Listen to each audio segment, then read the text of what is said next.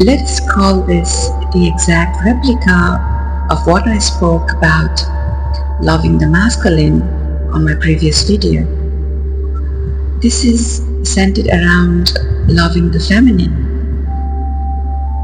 It is equally important to acknowledge this energy as well, within oneself, of course. Well, many of us fear that if we soften into our feminine, we will lose our power, or if we stay strong, we will lose our tenderness. But what if I told you your softness is your strength, and your strength is born from your softness? The world often teaches us that being feminine means being weak, emotional, or unstable. So we armor up, we silence our feelings, we overgive and call it love.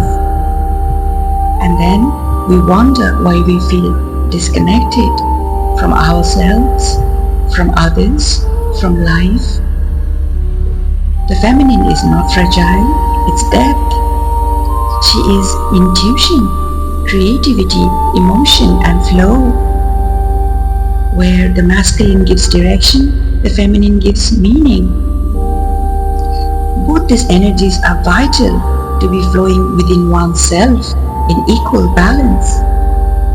One leads the path, the other gives it a soul. Together, they don't compete, they complete. Loving the feminine, what does it mean? It means appreciating, embracing, and valuing traits and qualities traditionally associated with a woman, such as empathy, nurturing, emotional intelligence, creativity, and receptivity. It involves a recognition and positive regard for these qualities, whether they are expressed by women, men, or oneself, focusing on being state of flow, intuition, and connection rather than solely on actions or doing. I would also like to point out, in a historical or a specific meaning, in certain historical context, the term feminine love has been used to describe the romantic or sexual attraction of female for other female. And there's nothing wrong about it. It is just you being you, looking for that energy to balance, valuing strength and confidence, embracing emotional intelligence. It involves compassion and emotional depth, valuing nurturing and receptivity. This includes appreciating qualities like caring, supportiveness, and the ability to create a nurturing environment. It makes the world a better place like this. Appreciating creativity and intuition, recognizing and celebrating the role of intuition, imagination, and creative inspiration.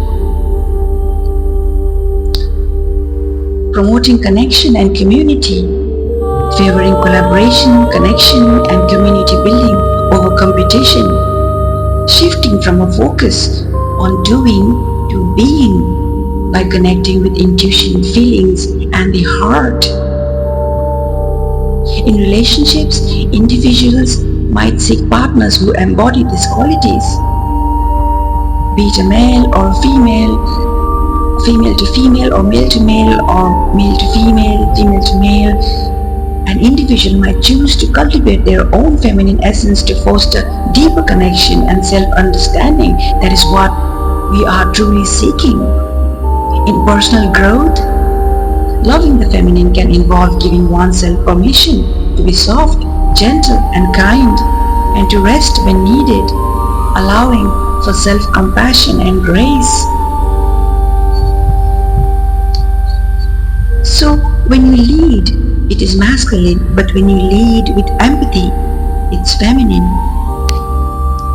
When you rest, it's feminine. When you do it with presence and purpose, it's masculine. When you express, it is feminine. But let your truth stand firm, that's masculine. So instead of hiding your softness, let it breathe. Loving your feminine doesn't make you less, it makes you whole. Flow with her, trust her, listen to her. She is the voice beneath the noise. Loves, tell me, what part of your feminine do you find hardest to love right now? You know I love you.